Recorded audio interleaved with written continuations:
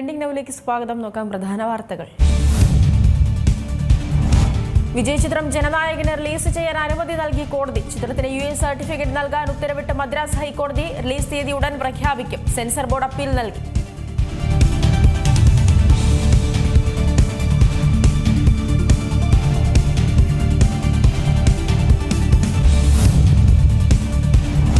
AK ബാലന്റെ വിവാദ പ്രസ്താവനയെ ചൊല്ലി CPM-ൽ ഭിന്നത. മുഖ്യമന്ത്രി AK ബാലനെ പൂർണ്ണമായും ന്യായീകരിക്കുമ്പോൾ ബാലൻ പറഞ്ഞത് അസംബന്ധമെന്ന് MV ഗോവിന്ദൻ. ബാലനെതിരെ പാലക്കാട് ജില്ലാ കമ്മിറ്റി യോഗത്തിലും രൂക്ഷ വിമർശനം.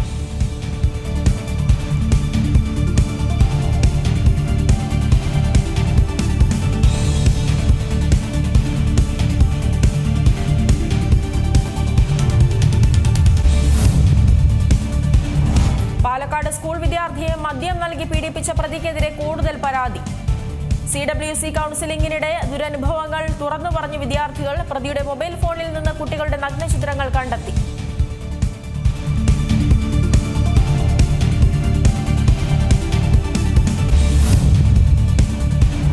കോഴിക്കോട് പുറമേരിയിൽ സ്ഫോടനം. സ്കൂൾ ബസ് കടന്നു പോകുന്നതിനിടയിൽ റോഡിൽ സ്ഫോടനം. സ്കൂൾ ബസിന്റെ ടയർ പൊട്ടിത്തെറിച്ചു. സ്ഥലത്ത് പോലീസ് പരിശോധന.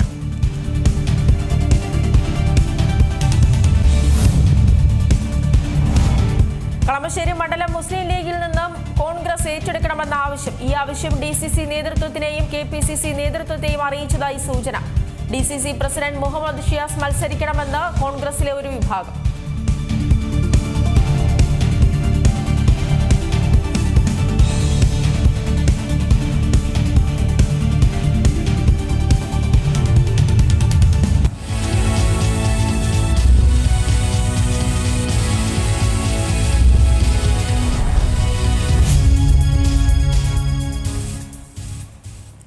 AK ബാലന്റെ വിവാദ പ്രസ്താവനയെ ചൊല്ലി CPM-ൽ ഭിന്നത. മുഖ്യമന്ത്രി പിണറായി വിജയൻ AK ബാലനെ പൂർണ്ണമായും ന്യായീകരിക്കുമ്പോൾ ബാലൻ പറഞ്ഞത് അസംബന്ധമാണെന്നാണ് MV ഗോവിന്ദന്റെ നിലപാട്.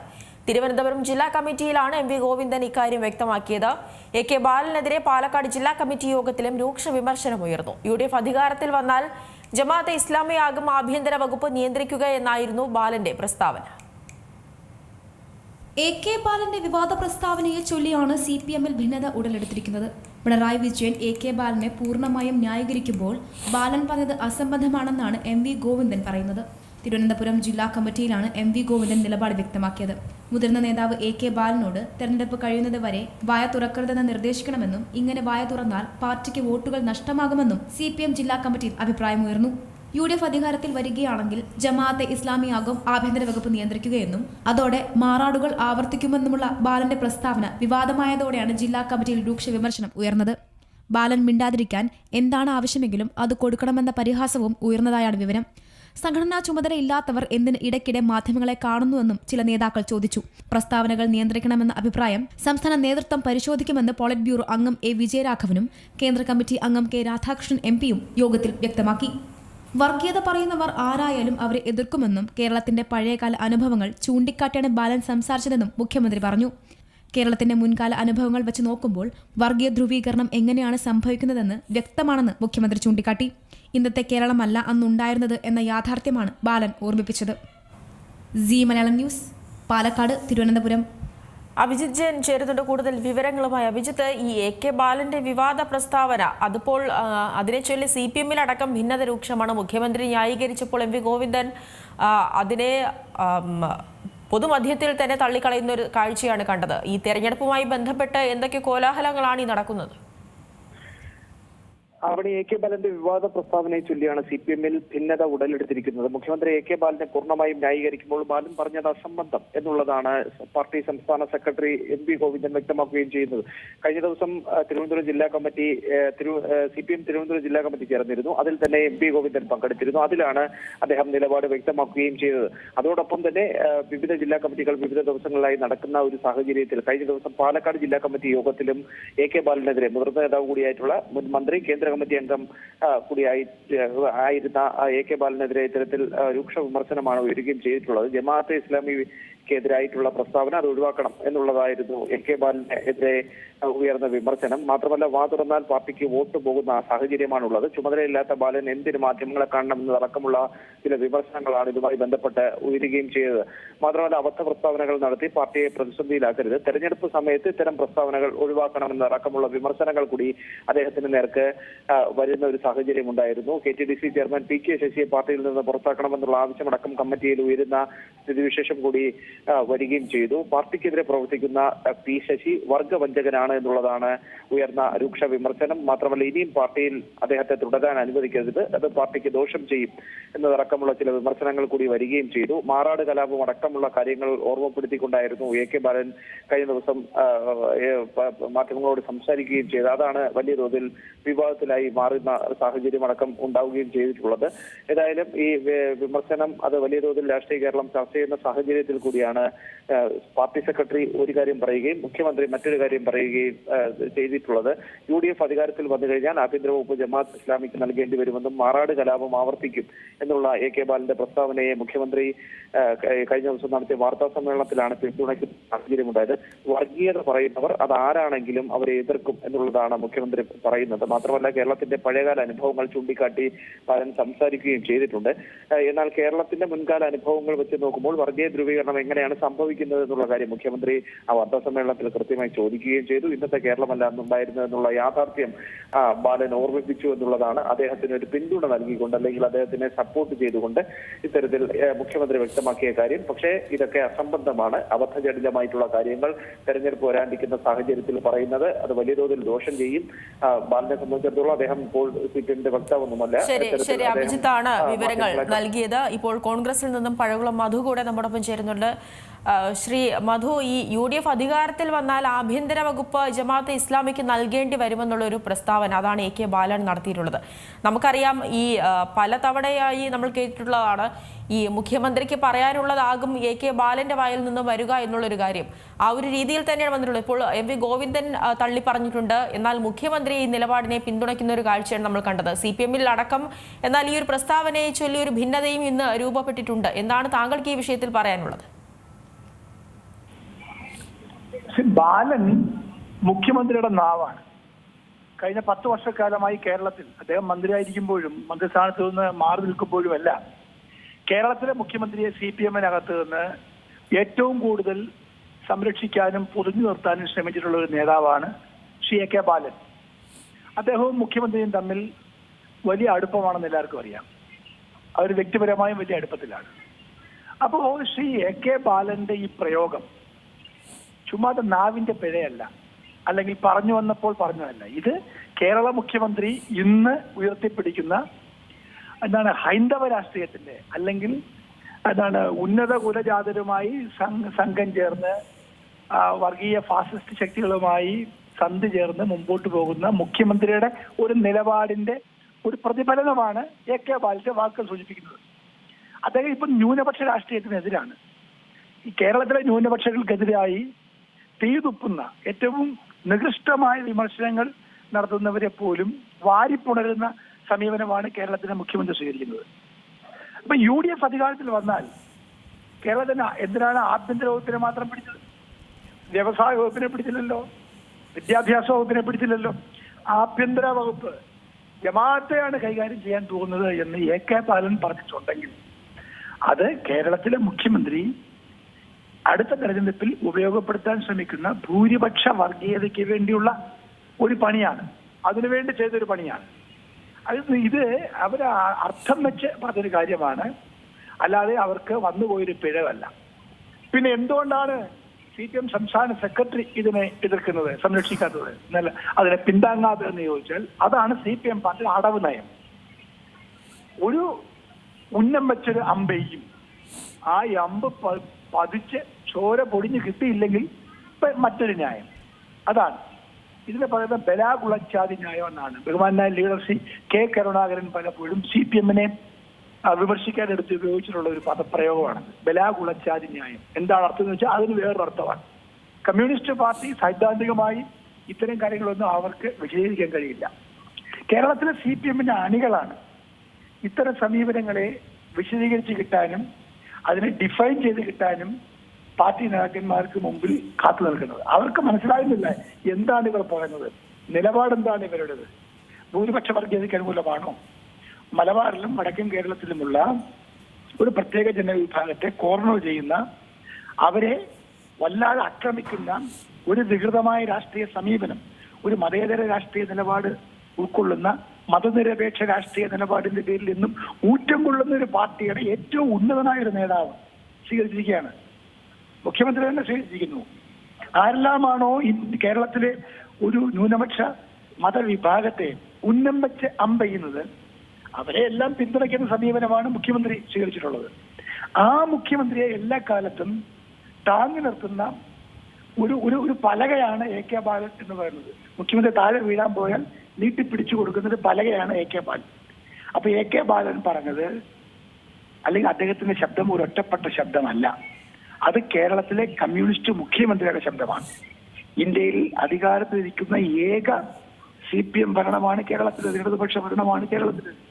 ആ സംസ്ഥാനത്തെ ഒരു മുഖ്യമന്ത്രിക്ക് കടിച്ചതുമില്ല പിടിച്ചതുമില്ല എന്ന് വന്നപ്പോഴാണ് നഗ്നമായി, ഇതുവരെ ഒളിഞ്ഞും പാത്തുമുള്ള ബന്ധങ്ങളും സഖ്യങ്ങളുമായിരുന്നു, ഇപ്പൊ പരസ്യമായി രംഗത്ത് വന്നിരിക്കുകയാണ്. ഇനി വേറെ മാർഗമില്ല, നേരെ ഇറങ്ങിയേക്കാം, ആകെ നനഞ്ഞു കുളിച്ചു കയറാമെന്നാണ് കേരളത്തിലെ മുഖ്യമന്ത്രിയും CPM പാർട്ടിയും ഇപ്പൊ ചിന്തിക്കുന്നത്. എന്നാൽ CPM-നകത്ത് ഈ നിലപാട് എതിർക്കാൻ ആരെങ്കിലും ഉണ്ടോ എന്ന അന്വേഷണം ഇപ്പൊ നടക്കുന്നുണ്ട്, വ്യാപകമായി നടക്കുന്നുണ്ട്. ആ അന്വേഷണത്തിന് ഉത്തരമാണ് CPM സംസ്ഥാന സെക്രട്ടറി MV ഗോവിന്ദന്റെ വാക്കുകൾ എന്ന് ഞാൻ പൂർണ്ണമായും വിശ്വസിക്കുന്നില്ല. എന്നാൽ പല കാലത്തും ഇതുപോലെ ഇടതുപക്ഷ രാഷ്ട്രീയ പ്രസ്ഥാനങ്ങളിലെ പുഴുക്കുത്തുകൾക്കെതിരായി ആ പാർട്ടിക്കകത്ത് തന്നെ ആ ഉൾപാർട്ടി പ്രതിരോധങ്ങൾ ഉണ്ടായിട്ടുണ്ട്. അതിനെ ഒരു ഉൾപാർട്ടി പ്രതിരോധമായി കാണാൻ കഴിയുമോ, ഒരു തെറ്റിദ്ധരത്തിലായി കാണാൻ കഴിയുമോ എന്ന അന്വേഷണത്തിൽ MV ഗോവിന്ദന്റെ നിലപാടിനെ ശരിവെക്കാൻ കേരളത്തിലെ ഇടത് ബുദ്ധിജീവികളും സാംസ്കാരിക പ്രവർത്തകരും മാധ്യമങ്ങളും ഒക്കെ തയ്യാറാകുമെങ്കിൽ അതിനെ ഒരു ഒറ്റപ്പെട്ട ശബ്ദമായി നിർത്താതെ ഇന്ന് കേരളത്തിലെ ഇടതുപക്ഷ രാഷ്ട്രീയത്തിൽ കാണുന്ന ഈ അപജയത്തിനെ മൊത്തത്തിൽ തിരുത്താനും, അങ്ങനെ കമ്മ്യൂണിസ്റ്റ് പാർട്ടി വന്നുപറ്റുള്ള അപജയത്തിൽ നിന്നും അതിനെ മോചിപ്പിച്ചെടുക്കാനുമുള്ള ഒരു നീക്കം, ഒരു മൂവ്മെന്റ് കേരളത്തിലെ CPM പാർട്ടിക്കകത്ത് നടക്കുന്നുണ്ടോ എന്നാണ് നമ്മൾക്ക് അറിയേണ്ടത്. അതിന്റെ തുടക്കമാണോ MV ഗോവിന്ദന്റെ ഈ സംസാരമെങ്കിൽ ഓക്കെ, അത് ദാറ്റ് ഈസ് വെൽക്കം. അല്ലാതെ ഒരു അടവ് നയത്തിന്റെ ഭാഗമായിട്ടാണ് ബാലനൊന്ന് പറയുക, അത് ഇഷ്ടപ്പെടാത്തവരെ സൂചിപ്പിക്കാൻ വേണ്ടി MV ഗോവിന്ദൻ മറ്റൊന്ന് പറയുക. ആകെ പരിശോധിച്ചാൽ ലാഭം, പാർട്ടിക്ക് ലാഭം. എന്താണ് ലാഭം? ഭൂരിപക്ഷ സമുദായത്തെ പ്രീണിപ്പിക്കാം. എല്ലാ കാലത്തും CPM സ്വീകരിച്ചിട്ടുള്ള സമീപനമാണിത്. ഓരോ തെരഞ്ഞെടുപ്പിലും ഓരോ നയം. ഇവർക്ക് വ്യവസ്ഥാപിതമായ ഒരു നയമില്ല. കാരണം ഇവരെന്താ വെച്ചാൽ ഇവരുടെ പ്രത്യയശാസ്ത്രങ്ങളിൽ നിന്ന് വിട്ടുപോയിരിക്കുക. പ്രത്യയശാസ്ത്രം ഇവരുടെ രാഷ്ട്രീയ ശരീരത്തിൽ നിന്നും മാറിപ്പോയിരിക്കുന്നു. ഇവർക്കിപ്പോ നിന്ന് പിഴയ്ക്കാനുള്ള തന്ത്രങ്ങളാണ്, അടവ് നയങ്ങൾ മാത്രമേ ഉള്ളൂ. അല്ല, പ്രത്യയശാസ്ത്രപരമായോ ഐഡിയൽ ആയിട്ടോ ചിന്തിക്കുന്ന ഒരു രാഷ്ട്രീയ പ്രസ്ഥാനത്തിന് ഒരു കാലത്തും ഇതുപോലെ ഒരു നയം സ്വീകരിക്കാൻ കഴിയില്ല. EMSന്റെ കാലം മുതൽ അവരങ്ങനെയാണ്. ഇലക്ഷൻ ജയിക്കാൻ ഓരോ നയം സ്വീകരിക്കും. ന്യൂനപക്ഷങ്ങളെ കംപ്ലീറ്റ് അവോയ്ഡ് ചെയ്തൊരു പരീക്ഷണമാണ് ലോക്കൽ ബോഡി ഇലക്ഷനെ കണ്ടത്. അതവർക്ക് വിജയിക്കാൻ കഴിഞ്ഞില്ല. എന്നാൽ അതിൽ നിന്ന് പിന്നോട്ട് പോകാൻ കഴിയത്തില്ല. പെട്ടെന്ന് മുന്നോട്ട് പോയാലും ഇനി ന്യൂനപക്ഷങ്ങളുടെ വിശ്വാസം ആർജിക്കാൻ അവർക്ക് കഴിയില്ല. അതിന്റെ കാരണം കേന്ദ്രം ഭരിക്കുന്ന BJPയുടെ കക്ഷത്തിൽ ഇവരുടെ കഴുത്ത് കൊണ്ട് വെച്ചു കൊടുത്തിരിക്കുകയാണ്. അതിൽ നിന്ന് അവർക്ക് കഴുത്ത് ഊരിയെടുക്കാൻ പറ്റത്തില്ല. അപ്പോൾ ന്യൂനപക്ഷ അനുകൂലമായ ഒരു നിലപാട് പുതുതായി സ്വീകരിച്ച് രംഗത്ത് വന്നാൽ CPM-ന് രണ്ട് കുഴപ്പങ്ങളുണ്ട്. ഒന്ന്, ന്യൂനപക്ഷങ്ങളുടെ വിശ്വാസം വീണ്ടെടുക്കുക എന്നുള്ളത് വലിയ ഭഗീരഥ പ്രയത്നമാണ്. അത് ഇനിയുള്ള 2-3 മാസക്കാലത്ത് നടക്കാൻ പോകുന്നില്ല. അതുപോലെ തന്നെയാണ് അങ്ങനെ നിലപാട് സ്വീകരിച്ചാൽ കേന്ദ്രത്തിലെ BJPയുടെയും അമിത്ഷായുടെയും നരേന്ദ്രമോദിയുടെയും അപ്രിയം നേടേണ്ടി വരും. ആ അപ്രിയം നേടുക എന്ന് വെച്ചാൽ ഇവരുടെ അടുത്തേക്ക് അന്വേഷണ ഏജൻസികൾ വരും. ഇവർ ഇപ്പൊ തന്നെ അകപ്പെട്ടുള്ള കേസുകളിൽ വിചാരണ നടക്കും. ഇവർ കുടുങ്ങിപ്പോവും. അപ്പോൾ തെരഞ്ഞെടുപ്പിൽ അവർക്ക് തിരിച്ചു കയറാൻ പറ്റാത്ത അത്യഗാധമായ ആഴത്തിലേക്ക് അവർക്ക് പോകേണ്ടി വരും. അപ്പോൾ സത്യത്തിൽ ഇവർ ചെകുത്താനും കടലിനും ഇടയിലാണ് കേരളത്തിലെ CPM പാർട്ടി ഇപ്പോൾ വന്നുപെട്ടിരിക്കുന്നത്. ഇവർക്ക് ചെകുത്താന്റെ വായിലോട്ട് കയറണോ കടലിൽ കയറി മുങ്ങണോ എന്നറിയാത്തൊരവസ്ഥയിലാണ്. ഈ അവസ്ഥയിൽ ഈ പാർട്ടി കൊണ്ടെത്തിച്ചത് ഇന്നത്തെ അതിന്റെ നേതൃത്വമാണ്. ആ നേതൃത്വത്തിൽ നിന്നും ഈ പാർട്ടിയെ നമ്മുടെ റോക്കറ്റൊക്കെ ശൂന്യാകാശത്തേക്ക് അയക്കുമ്പോൾ അതൊരു ഭ്രമണപഥത്തിൽ ചെല്ലുമ്പോൾ അതിനെ ഡിറ്റാച്ച് ചെയ്ത് വിടുന്ന പോലെ അതിനെ ഈ ഇന്നത്തെ കാലത്തെ നേതാക്കന്മാരിൽ നിന്നും റോക്കറ്റിനെ ഭ്രമണപഥത്തിൽ എത്തിച്ച് അവിടുന്ന് അതിനെ അടർത്തി വിടുന്ന പോലെ ഈ നേതാക്കന്മാരിൽ നിന്നും അടർന്നു മാറിയ ഒരു പാർട്ടിക്ക് മാത്രമേ ഇനിയുള്ള കേരളത്തിൽ നിലനിൽപ്പുള്ളൂ. അത്ര ഭീകരമായ രാഷ്ട്രീയ പ്രതിസന്ധിയിലാണ് കേരളത്തിലെ CPM പാർട്ടി ഇപ്പോൾ എത്തപ്പെട്ടിരിക്കുന്നത്. ശരി, വളരെയധികം നന്ദി ശ്രീ പഴകുളം ഈ ഒരു ഘട്ടത്തിൽ പ്രതികരിച്ചതിന്. എന്തായാലും AK ബാലൻ നടത്തിയ വിവാദ പ്രസ്താവന അതിനെ ചൊല്ലിയാണ് ഇപ്പോൾ CPM-ൽ പോലും ഒരു ഭിന്നത നിലനിൽക്കുന്നത്. മുഖ്യമന്ത്രി AK ബാലനെ പൂർണ്ണമായി പിന്തുണച്ചിട്ടുണ്ട്, അല്ലെങ്കിൽ ന്യായീകരിച്ചിട്ടുണ്ട്. എന്നാൽ അതേ സമയത്ത് തന്നെ പാലക്കാട് നടന്ന CPM യോഗത്തിൽ AK ബാലനെതിരെ വിമർശനം ഉയർന്നിട്ടുണ്ട്. അതുപോലെ തന്നെ MV ഗോവിന്ദനും തങ്ങളുടെ നിലപാട് വ്യക്തമാക്കുമ്പോൾ AK ബാലനെതിരെ തന്നെയാണ് സംസാരിച്ചിട്ടുള്ളത്. AK ബാലൻ പറഞ്ഞിട്ടുള്ളത് അസംബന്ധമാണെന്നുള്ളൊരു നിലപാടാണ് MV ഗോവിന്ദൻ പറയുന്നത്. എന്തായാലും ഈ AK ബാലന്റെ ഈ നിലപാട് വോട്ട് പാർട്ടിക്ക് ലഭിക്കാൻ പോകുന്ന വോട്ടിനെ ബാധിച്ചേക്കുമെന്നും എന്തിനാണ് ചുമതലയില്ലാത്ത ബാലൻ ഇത്തരത്തിൽ മാധ്യമങ്ങളോട് പ്രതികരിക്കുന്നതെന്നുമൊക്കെയാണ് MV ഗോവിന്ദൻ പറഞ്ഞിട്ടുള്ളത്. ഇത്തരത്തിലൊരു ഭിന്നത അത് CPM-ൽ തന്നെ ഈ AK ബാലന്റെ വിവാദ പ്രസ്താവനയുമായി ബന്ധപ്പെട്ട് നോക്കുമ്പോൾ നിലനിൽക്കുന്നുണ്ട്. എന്നാൽ മുഖ്യമന്ത്രി AK ബാലന്റെ പ്രസ്താവനയോട് പൂർണ്ണമായും യോജിക്കുന്നു എന്ന് മാത്രമല്ല, അതിനെ ന്യായീകരിക്കുന്ന ഒരു കാര്യം കൂടെ കഴിഞ്ഞ ദിവസത്തെ വാർത്താ സമ്മേളനത്തിൽ പറഞ്ഞിരുന്നു. പലതവണയായി അറിയുന്നതാണ് നമുക്കൊക്കെയും ഈ മുഖ്യമന്ത്രിക്ക് പറയാനുള്ളതാണ് AK ബാലന്റെ വായിൽ നിന്നും വരുന്നത് എന്നുള്ളൊരു പ്രസ്താവനയൊക്കെ പലരും പറയുന്ന ഒരു കാര്യമാണ്. അത്തരത്തിൽ തന്നെയാണ് ആ ഒരു ന്യായീകരണം തന്നെയാണ് ഈ കാര്യത്തിൽ നൽകേണ്ടിയിരിക്കുന്നത് എന്ന് തോന്നുന്നു. കാരണം AK ബാലന്റെ ഈ പ്രസ്താവനയ്ക്ക് പിന്നാലെ എല്ലാവരും ഒരു രൂക്ഷമായ ഭാഷയിൽ തന്നെ വിമർശനം ഉന്നയിക്കുമ്പോഴും മുഖ്യമന്ത്രി അതിനെ ന്യായീകരിക്കുന്നുണ്ട്. മുഖ്യമന്ത്രി അതിനെ ന്യായീകരിച്ചുകൊണ്ട് തന്നെയാണ് സംസാരിക്കുന്നതും. എന്നാൽ MV ഗോവിന്ദൻ അടക്കമുള്ളവർ ഈ വിഷയത്തിൽ ഒരു ഭിന്നാഭിപ്രായമാണ് ഉയർത്തി കാണിച്ചിട്ടുള്ളത്. പാലക്കാട് നടന്ന CPM യോഗത്തിലും പാലക്കാട് CPM-ന്റെ ജില്ലാ കമ്മിറ്റി യോഗത്തിലും രൂക്ഷ വിമർശനം ഈ ഒരു വിഷയവുമായി ബന്ധപ്പെട്ട് ഉയർന്നിട്ടുണ്ട്. ജമാഅത്തെ ഇസ്ലാമിക്കെതിരെയാണ് ഈ പ്രസ്താവന AK ബാലൻ നടത്തിയിട്ടുള്ളത്. എന്തായാലും ഈ പ്രസ്താവന ഒഴിവാക്കണമെന്നായിരുന്നു ഈ യോഗത്തിൽ പാലക്കാട് നടന്ന ജില്ലാ കമ്മിറ്റി യോഗത്തിൽ ഉയർന്ന ഒരു ആവശ്യമെന്ന് പറയുന്നത്. ഇത്തരത്തിലുള്ള വിവാദപരമായ പ്രസ്താവനകളൊക്കെ പറയുന്ന സ്ഥിതിക്ക് ആ രീതിക്കാണ് കാര്യങ്ങൾ പോകുന്നതെങ്കിൽ പാർട്ടിക്ക് വരുന്ന നിയമസഭാ തെരഞ്ഞെടുപ്പിൽ പോലും ലഭിക്കേണ്ടുന്ന വോട്ടുകൾ പോലും ലഭിക്കാത്ത ഒരു സാഹചര്യം വരുമെന്നാണ് പറയുന്നത്. എന്തായാലും ചുമതലയില്ലാത്ത ബാലൻ എന്തിനു മാധ്യമങ്ങളെ കാണുന്നു എന്നുള്ളൊരു വിമർശനവും ഈ ജില്ലാ കമ്മിറ്റി യോഗത്തിൽ ഉയർന്നിരുന്നു.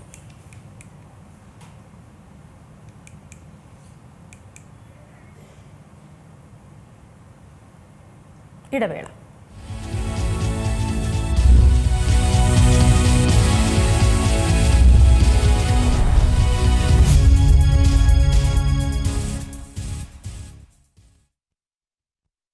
നവംബർ 7 ദേശീയ ക്യാൻസർ അവബോധ ദിനമായാണ് ആചരിക്കുന്നത്. ക്യാൻസർ സാധ്യതകൾ, പ്രതിരോധം, മുൻകൂട്ടി കണ്ടെത്തുന്നതിന്റെ ഗുണങ്ങൾ എന്നിവയെക്കുറിച്ചെല്ലാം അവബോധം വളർത്തുകയാണ് ഈ ദിനത്തിന്റെ പ്രാധാന്യം. ജീവിതശൈലിയിലെ മാറ്റങ്ങൾ, പുകയില ഉപയോഗം, മോശം ഭക്ഷണശീലങ്ങൾ, വ്യായാമമില്ലായ്മ എന്നിവ ക്യാൻസർ ബാധിക്കാനുള്ള സാധ്യത കൂട്ടുന്നതാണ്. ദേശീയ ക്യാൻസർ അവബോധ ദിനം ഔദ്യോഗികമായി അംഗീകരിച്ച ലോകത്തിലെ ആദ്യത്തെ രാജ്യം ഇന്ത്യയാണ്. 2014 അന്നത്തെ കേന്ദ്ര ആരോഗ്യമന്ത്രിയായിരുന്ന ഡോക്ടർ ഹർഷവർദ്ധനാണ് ആദ്യമായി ഈ ദിനം അവതരിപ്പിച്ചത്. രാജ്യത്ത് ഓരോ വർഷവും ഏകദേശം 8 ലക്ഷം പുതിയ ക്യാൻസർ കേസുകളാണ് രജിസ്റ്റർ ചെയ്യുന്നത്. ഈ ക്യാൻസറുകളിൽ പലതും നേരത്തെയുള്ള കണ്ടെത്തൽ വഴി തടയാൻ സാധിക്കുന്നതുമാണ്. പ്രാരംഭഘട്ടത്തിൽ രോഗം തിരിച്ചറിയുന്നത് സമയബന്ധിതവും ഫലപ്രദവുമായ ചികിത്സയ്ക്ക് സഹായിക്കും. ഇന്ത്യയിൽ ഏറ്റവും സാധാരണമായ ക്യാൻസറുകൾ സ്തനാർബുദം, ഗർഭാശയ അർബുദം, ഓറൽ ക്യാൻസർ, ശ്വാസകോശ അർബുദം തുടങ്ങിയവയാണ്. സ്തനാർബുദത്തിന്റെ ലക്ഷണങ്ങൾ പരിശോധിച്ചാൽ സ്തനത്തിലോ കക്ഷത്തിലോ മുഴ കാണപ്പെടുന്നതോ, സ്തനങ്ങളുടെ വലിപ്പത്തിലോ ആകൃതിയിലോ ചർമ്മത്തിലോ ഉള്ള മാറ്റങ്ങളോ, മുലക്കണ്ണിൽ നിന്നും വരുന്ന ഡിസ്ചാർജോ അർബുദത്തിന്റെ ലക്ഷണമായി കരുതണം. സെർവിക്കൽ ക്യാൻസർ ലക്ഷണത്തിൽ യോനിയിൽ അസാധാരണമായ രക്തസ്രാവവും അസാധാരണമായ ഡിസ്ചാർജും സംഭവിക്കും. വായിൽ അസാധാരണമായ മുറിവോ വെള്ളയും ചുവപ്പും നിറത്തിലുള്ള പാടുകൾ കാണുകയോ ചെയ്താൽ ഓറൽ ക്യാൻസർ ആണോ എന്ന് പരിശോധിക്കണം. കടുത്ത ചുമയും കഫത്തിൽ രക്തം കാണപ്പെടുന്നതും ശ്വാസമുട്ട്, നെഞ്ചുവേദന തുടങ്ങിയ ലക്ഷണങ്ങൾ ശ്വാസകോശ അർബുദത്തിൻ്റെതായി പരിശോധിക്കണം. കൃത്യമായി കണ്ടെത്തലിലൂടെയും പരിശോധനയിലൂടെയും ക്യാൻസറിനെ പൊരുതി തോൽപ്പിക്കാം.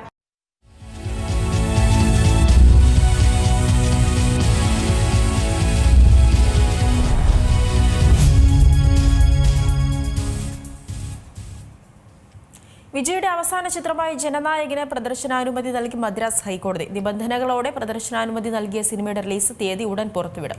അതേസമയം കോടതി വിധിക്കെതിരെ സെൻസർ ബോർഡ് അപ്പീൽ നൽകുമെന്നാണ് വിവരം. പാലക്കാട് മലമ്പുഴയിൽ സ്കൂൾ വിദ്യാർത്ഥിയെ മദ്യം നൽകി പീഡിപ്പിച്ച സംഭവത്തിലെ പ്രതിക്കെതിരെ കൂടുതൽ പരാതി. CWCയുടെ കൗൺസിലിംഗിനിടെയാണ് പീഡനത്തിനിരയായ വിദ്യാർത്ഥികൾ ദുരനുഭവങ്ങൾ തുറന്നു പറഞ്ഞത്. കൂടാതെ പ്രതിയുടെ മൊബൈൽ ഫോണിൽ നിന്ന് കുട്ടികളുടെ നഗ്നചിത്രങ്ങളും കണ്ടെത്തി. പാലക്കാട് മലമ്പുഴയിൽ വിദ്യാർത്ഥിയെ മദ്യം നൽകി പീഡിപ്പിച്ച കേസിൽ അറസ്റ്റിലായ അധ്യാപകനെതിരെ കൂടുതൽ കണ്ടെത്തൽ. CWCയുടെ കൗൺസിലിംഗിനിടെയാണ് പീഡനത്തിനിരയായ വിദ്യാർത്ഥികൾ ദുരനുഭവം തുറന്നു പറഞ്ഞത്. ആദ്യഘട്ടത്തിൽ കൗൺസിലിംഗ് നടത്തിയ 5 വിദ്യാർത്ഥികളാണ് മൊഴി നൽകിയത്. UP ക്ലാസുകളിലെ ആൺകുട്ടികളാണ് അധ്യാപകന്റെ ലൈംഗിക പീഡനത്തിന് ഇരയായിരിക്കുന്നത്. കുട്ടികൾക്കും രക്ഷിതാക്കൾക്കുമുള്ള CWCയുടെ കൗൺസിലിംഗ് അടുത്ത ദിവസം തുടരും. CWCക്ക് കൈമാറിയ 5 വിദ്യാർത്ഥികളുടെ പരാതിയിൽ മലമ്പുഴ പോലീസ് കേസെടുത്തിട്ടുണ്ട്. സ്കൂളിൽ വെച്ചും താമസിക്കുന്ന സ്ഥലത്തെത്തിച്ചുമാണ് പീഡനം നടത്തിയതെന്നാണ് കുട്ടികളുടെ മൊഴി. ഇതിനിടെ ചില കുട്ടികളുടെ നഗ്ന ദൃശ്യങ്ങളും അധ്യാപകന്റെ ഫോണിലുണ്ടെന്ന വിവരം പുറത്തുവരുന്നുണ്ട്. ഫോൺ ശാസ്ത്രീയ പരിശോധനയ്ക്ക് വിധേയമാക്കുമെന്നാണ് അന്വേഷണ സംഘം വ്യക്തമാക്കുന്നത്. വിഷയം അറിഞ്ഞിട്ടും മറച്ചുവെച്ചെന്ന കാരണം കാണിച്ച് സ്കൂൾ മാനേജറെ അയോഗ്യനാക്കണമെന്ന AEO വിദ്യാഭ്യാസ ഉപഡയറക്ടർക്ക് ശുപാർശയും നൽകി. സ്കൂളിലെ പ്രധാന അധ്യാപിക, ക്ലാസ് ടീച്ചർ എന്നിവർക്ക് വിദ്യാഭ്യാസ വകുപ്പ് നൽകിയ നോട്ടീസിന് മറുപടി നൽകേണ്ട അവസാന ദിവസം ഇന്നാണ്. C Malayalam news, Palakkad. കോഴിക്കോട് പുറമേരിയിൽ റോഡിൽ സ്ഫോടനം. സ്കൂൾ ബസ് കടന്നു പോകുന്നതിനിടയിലാണ് സ്ഫോടനമുണ്ടായത്. സ്കൂൾ ബസിന്റെ ടയർ കയറിയ ഉടൻ സ്ഫോടനമുണ്ടാവുകയായിരുന്നു. സ്ഥലത്ത് പോലീസ് പരിശോധന നടത്തി വരികയാണ്. ജോഷി TV ചേരുന്നുണ്ട് കൂടുതൽ വിവരങ്ങളുമായി. ജോഷി, എന്തെങ്കിലും തരത്തിലുള്ള സൂചനകൾ പോലീസിന് ലഭിച്ചിട്ടുണ്ടോ? എന്താണ് നടന്നതെന്നുള്ളത്? അവന് ഈ പോലീസിന്റെ ഇപ്പോൾ ലഭിച്ച വിവരം പ്രകാരം പോലീസിന് അവിടെ നിന്നും ഉണ്ടായിരുന്ന ഒരു സ്ഫോടക വസ്തുവിന് മുകളിലൂടെ ഈ ബസിന്റെ ടയർ കയറി ഇറങ്ങി എന്നത് സംബന്ധിച്ച ഒരു സ്ഥിരീകരണം ഉണ്ടായിട്ടുണ്ട്. ഈ റോഡിൽ സ്ഫോടക വസ്തു വീണതിന്റെ ഒരു കുഴി, ചെറിയ തോതിലുള്ള ഒരു കുഴിയൊക്കെ രൂപപ്പെട്ടിട്ടുണ്ട്. ആ കുഴി അടക്കമുള്ള ആ ലൊക്കാലിറ്റിയിൽ കൂടുതൽ പരിശോധനകൾ പോലീസ് നടത്തി. ഇത് സംബന്ധിച്ച സ്ഫോടനം സംബന്ധിച്ച സ്ഫോടക വസ്തുക്കൾ സംബന്ധിച്ച സാമ്പിളുകളൊക്കെ സ്വീകരിച്ചു. ഈ നാദാപുരം പുറമേരി ആറാമ്പള്ളി ക്ഷേത്രത്തിന് സമീപത്തെ റോഡിൽ വെച്ചാണ് ഇന്ന് രാവിലെ 8:50 ഈ സ്ഫോടനം ഉണ്ടായത്. ഒരു സ്കൂൾ ബസ്, പ്രദേശത്തെ ഒരു സ്കൂൾ ബസ്, അതിന്റെ ടയർ കയറിയ ഉടനെ തന്നെയാണ് ഈ സ്ഫോടനം ഉണ്ടായത് എന്ന് ദൃക്സാക്ഷികളിൽ നിന്നും മറ്റും പോലീസിന് വിവരം ലഭിച്ചിട്ടുണ്ട്. ആ ടയർ കയറി ഇറങ്ങി ഈ ബസിന്റെ ടയറിനൊക്കെ കേടുപാടുകൾ സംഭവിച്ചിട്ടുണ്ട്. ഈ ഏതെങ്കിലും തരത്തിൽ ഈ സ്ഫോടക വസ്തു ഇതുവഴി കൊണ്ടുപോയപ്പോൾ റോഡിൽ വീണതാകാം, അല്ലെങ്കിൽ ആ രീതിയിലുള്ള ഒരു സംശയങ്ങളൊക്കെയാണ് ആദ്യഘട്ടത്തിൽ തന്നെ ഉയർന്നിരുന്നത്. ആ രീതിയിൽ തന്നെയാണ് അത്തരം രീതിയിലുള്ള അന്വേഷണങ്ങളാണ് നടക്കുന്നത്. ഇത് സംബന്ധിച്ച് ആ പ്രദേശത്തെ അതുവഴി ആ സമയത്ത് കടന്നുപോയ വാഹനങ്ങളുടെയും മറ്റും അങ്ങനെയുള്ള ദൃശ്യങ്ങളൊക്കെ CCTV കേന്ദ്രീകരിച്ചിട്ടുള്ള അന്വേഷണം, കൂടാതെ ഇതുമായി ബന്ധപ്പെട്ട മറ്റ് ഏതൊക്കെ രീതിയിൽ അന്വേഷിക്കാൻ പറ്റുമോ ആ രീതിയിലൊക്കെ അന്വേഷിക്കുമെന്നാണ് പോലീസ് വൃത്തങ്ങൾ അറിയിച്ചിട്ടുള്ളത്. ആ രീതിയിലുള്ള ഒരു അന്വേഷണം തന്നെയാണ് നടക്കുന്നത്. വിദഗ്ധരെത്തി, ഈ ബോംബ് സ്ക്വാഡിന്റെയും മറ്റു വിദഗ്ധരെത്തി ഈ പ്രദേശത്ത് നിന്ന് സാമ്പിളുകൾ സ്വീകരിച്ചിട്ടുണ്ട്. ശരി, ജോഷി TV ആണ് വിവരങ്ങൾ നൽകിയത്. കോഴിക്കോടാണ് ഈ സ്ഫോടനമുണ്ടായത്. സ്കൂൾ ബസ് കടന്നു പോകുന്നതിനിടെ ഉണ്ടായ സ്ഫോടനത്തിൽ ബസിന്റെ ടയർ പഞ്ചറായെന്നുള്ള വിവരങ്ങളാണ് പുറത്തു വരുന്നത്. എറണാകുളത്തെ കളമശ്ശേരി മണ്ഡലം മുസ്ലിം ലീഗിന്റെ പക്കൽ നിന്നും കോൺഗ്രസ് ഏറ്റെടുക്കണമെന്ന ആവശ്യവുമായി ഒരു വിഭാഗം രംഗത്ത്. ഈ ആവശ്യം DCC നേതൃത്വത്തിനെയും KPCC നേതൃത്വത്തെയും അറിയിച്ചതായാണ് സൂചന. DCC പ്രസിഡന്റ് മുഹമ്മദ് ഷിയാസ് മത്സരിക്കണമെന്നാണ് കോൺഗ്രസിലെ ഒരു വിഭാഗത്തിന്റെ ആവശ്യം. തുടർച്ചയായി മുൻമന്ത്രി ഇബ്രാഹിം കുഞ്ഞ് വിജയിച്ചിരുന്ന മണ്ഡലത്തിൽ കഴിഞ്ഞ തവണ അദ്ദേഹത്തിന്റെ മകൻ മന്ത്രി P രാജീവിനോട് പരാജയപ്പെട്ടിരുന്നു. വരുന്ന തെരഞ്ഞെടുപ്പിലും വിജയസാധ്യതയുള്ള ആരും തന്നെ മുസ്ലിം ലീഗ് മണ്ഡലത്തിൽ ഇല്ലെന്നത് ചൂണ്ടിക്കാട്ടിയാണ് കോൺഗ്രസ് മണ്ഡലം ആവശ്യപ്പെടുന്നത്. DCC പ്രസിഡന്റ് മുഹമ്മദ് ഷിയാസ് മത്സരിക്കണമെന്നാണ് കോൺഗ്രസിലെ ഒരു വിഭാഗം പറയുന്നത്. കളമശ്ശേരി വെച്ചു മാറ്റത്തിന് ലീഗ് തയ്യാറായാൽ കോൺഗ്രസ് പ്രഥമ പരിഗണന നൽകുന്നത് ഷിയാസിന് തന്നെയാകും. അതേസമയം ലീഗ് മണ്ഡലം വിട്ടുകൊടുക്കുമോ എന്നത് കണ്ടറിയേണ്ടതാണ്. മട്ടാഞ്ചേരി, പള്ളുരുത്തി മണ്ഡലങ്ങൾ പുനർനിർണയിച്ച് രൂപീകരിച്ചതാണ് കൊച്ചി മണ്ഡലം. പഴയ മട്ടാഞ്ചേരിയിൽ മുസ്ലിം ലീഗാണ് മത്സരിച്ചിരുന്നത്. എന്നാൽ കൊച്ചി മണ്ഡലത്തിന്റെ സാമുദായികമായ മാറ്റവും ലീഗിന് ഇപ്പോൾ ഗുണകരമാകുമോ എന്നതിൽ സംശയമുണ്ട്. മട്ടാഞ്ചേരി മണ്ഡലം മുസ്ലിം സമുദായത്തിന് മുൻതൂക്കം നൽകുന്നതായിരുന്നു. കൊച്ചിയായി മാറിയതോടെ ലത്തീൻ സമുദായത്തിനും സ്വാധീനമുള്ളതായി മാറി. ലത്തീൻ സമുദായാംഗമായ KJ മാക്സിയെ സ്ഥാനാർത്ഥിയാക്കി LDF കഴിഞ്ഞ തവണ വിജയിക്കുകയും ചെയ്തു. സാമുദായികമായി ഉണ്ടായ മാറ്റം അനുകൂലമല്ലെന്നാണ് പ്രാദേശിക ലീഗ് നേതാക്കളുടെ വിലയിരുത്തൽ. എന്നിരുന്നാലും ഒരുപക്ഷെ കൊച്ചിയും കളമശ്ശേരിയും വച്ചു മാറുന്നതിന് ലീഗ് സമ്മതിക്കാനുള്ള സാധ്യതകളുണ്ട്. C Malayalam news, Kochi. Bengal governor Anand ബോസിന് വധഭീഷണി, ഗവർണറെ തകർക്കുമെന്ന് ഇമെയിൽ സന്ദേശം. ഇതേ തുടർന്ന് CV ആനന്ദ് ബോസിന് സുരക്ഷ വർദ്ധിപ്പിച്ചു. ഗവർണർ CV ആനന്ദ് ബോസിനെ കൊല്ലുമെന്ന ഭീഷണി. വ്യാഴാഴ്ച രാത്രിയാണ് ഭീഷണി സന്ദേശം ലോക്ഭവൻ ഉദ്യോഗസ്ഥരുടെ ശ്രദ്ധയിൽപ്പെട്ടത്. ഗവർണർ CV ആനന്ദ് ബോസ് പൊട്ടിത്തെറിക്കുമെന്നാണ് മെയിൽ സന്ദേശത്തിലുള്ളത്. സന്ദേശത്തിന്റെ ഉള്ളടക്കവും പ്രാധാന്യവും കണക്കിലെടുത്ത് ഗവർണറുടെ സുരക്ഷ പുനഃസ്ഥാപിക്കുന്നതിനുള്ള നടപടികൾ ഉടൻ ആരംഭിച്ചു. ലോക്സഭയിലെ ഉന്നത ഉദ്യോഗസ്ഥരും ഗവർണറുടെ സുരക്ഷാ ചുമതലയുള്ള ഉദ്യോഗസ്ഥരും ഗവർണറുടെ സുരക്ഷയെക്കുറിച്ചൊരു യോഗം ചേർന്നു. സന്ദേശം പരിശോധിക്കുന്നതിനൊപ്പം അന്വേഷണം ആരംഭിച്ചിട്ടുണ്ട്. ഭീഷണി ഇമെയിലിനെ കുറിച്ച് അമിത്ഷായുടെ നിയന്ത്രണത്തിലുള്ള കേന്ദ്ര ആഭ്യന്തര മന്ത്രാലയത്തെയും അറിയിച്ചു. ഗവർണറുടെ സുരക്ഷ ഉറപ്പാക്കാൻ കൊൽക്കത്ത പോലീസും CRPFും ഒരുമിച്ച് പ്രവർത്തിക്കുന്നുണ്ടെന്ന് ലോക്ഭവൻ വൃത്തങ്ങൾ അറിയിച്ചു. ലോക്ഭവന്റെ സുരക്ഷാ ക്രമീകരണങ്ങൾ കൂടുതൽ മുൻകരുതലുകൾ സ്വീകരിച്ചിട്ടുണ്ട്. കൂടാതെ ഗവർണറുടെ സുരക്ഷയ്ക്ക് ഉത്തരവാദികളായ വിവിധ സേനാ മേധാവികളുമായി അർദ്ധരാത്രിയിൽ അടിയന്തര യോഗം ചേർന്നു. യോഗത്തിൽ സുരക്ഷാ ക്രമീകരണങ്ങളുടെ വിശദാംശങ്ങൾ അവലോകനം ചെയ്യുകയും സാധ്യമായ അപകട സാധ്യതകൾ നേരിടാനുള്ള തന്ത്രങ്ങൾ ചർച്ച ചെയ്യുകയും ചെയ്തു. ഗവർണർ ആനന്ദ് ബോസിന് Z+ സുരക്ഷയുണ്ട്. ഇതൊക്കെയാണെങ്കിലും ഈ ഭീഷണി വളരെ പ്രാധാന്യത്തോടെയാണ് കാണുന്നത്. ഇതാദ്യത്തെ സംഭവമല്ലെന്നും ഗവർണർക്കെതിരെ മുമ്പും വിവിധ ഭീഷണികൾ ഉണ്ടായിട്ടുണ്ടെന്നും ലോക്ഭവൻ വൃത്തങ്ങൾ അറിയിച്ചു. News desk C Malayalam news. R Sreelekha VK Prashanth office തർക്കത്തിനൊടുവിൽ പുതിയ ഓഫീസ് മന്ദിരത്തിലേക്ക് മാറി VK പ്രശാന്ത് MLA. മരുതൻകുടിയിലെ വൈവട്ടിയൂർക്കാവ് എന്ന പേരിലുള്ള കെട്ടിടത്തിലാണ് പ്രശാന്തിന്റെ ഓഫീസ് പ്രവർത്തിക്കുക. വിവാദങ്ങളിൽ തുടരാൻ താൽപ്പര്യമില്ലെന്നും വികസനമാണ് കാര്യമെന്ന് ഞങ്ങൾ വീണ്ടും തെളിയിച്ചുവെന്നും ഓഫീസ് ഉദ്ഘാടനത്തിന് ശേഷം അദ്ദേഹം വ്യക്തമാക്കി.